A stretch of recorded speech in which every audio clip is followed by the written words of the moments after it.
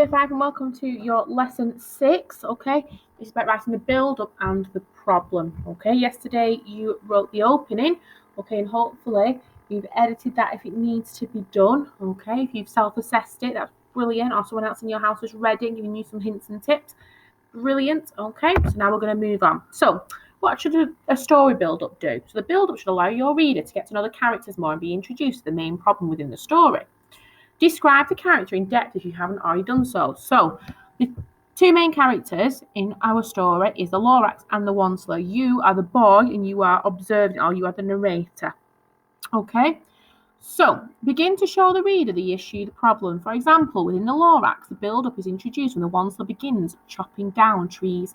So at first it seems quite innocent, doesn't it? He's chopping down the trees, nothing seems to be changing too much, but then we know that later on in the story, okay, that starts to change and that's where it becomes the problem, doesn't it? Okay, so that's what you're writing up to, that point where it becomes a big problem, all right? Because you are retelling the Lorax, so it's at that point when he starts chopping in the trees that it becomes a big issue, doesn't it? All right, so things you need to include.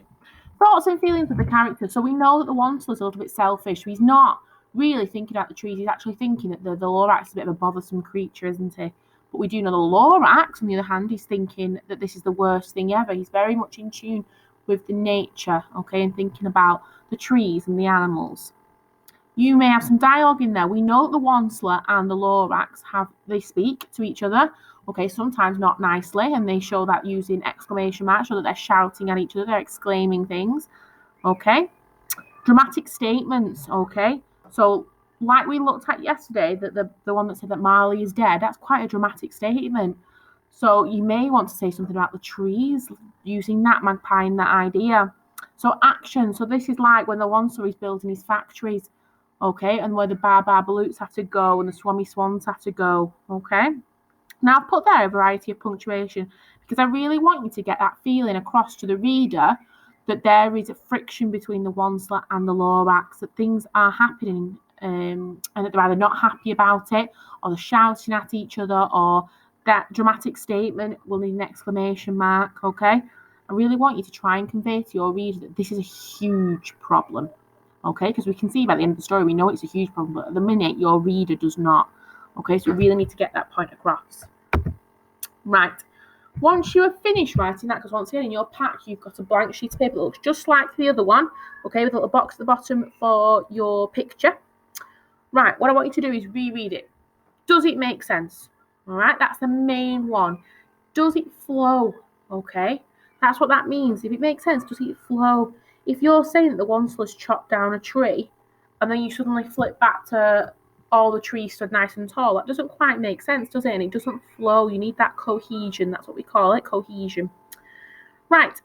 Did your story include Alan Peake sentences? Okay. Now I've uploaded an Alan Peake sentence help sheet to Seesaw for you to use if you are unsure of any of the sentences you can put in. So if you've not put that in, maybe you can go back and edit and have a look at Seesaw and add in some of those Alan Peake sentences, because we know for each stage of writing, you must be at least including either some Alan Peake, or, for example, if you think back to stage 5 criteria, you need to be including at least 4 different Alan Peake sentences.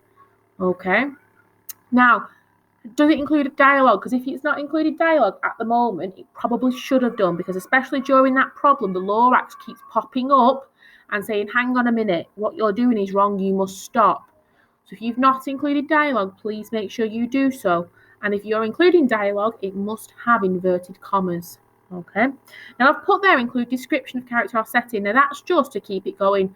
So if you're saying that the Lorax is furious, you might say that he's usually orange face went red with anger. Okay. Make sure you're keeping up with those expanded noun phrases just to drop it in. They don't have to be there all the time, but every so often to have an effect like that. If it's anger and you're saying he's gone really red in the face, that has an effect on your reader.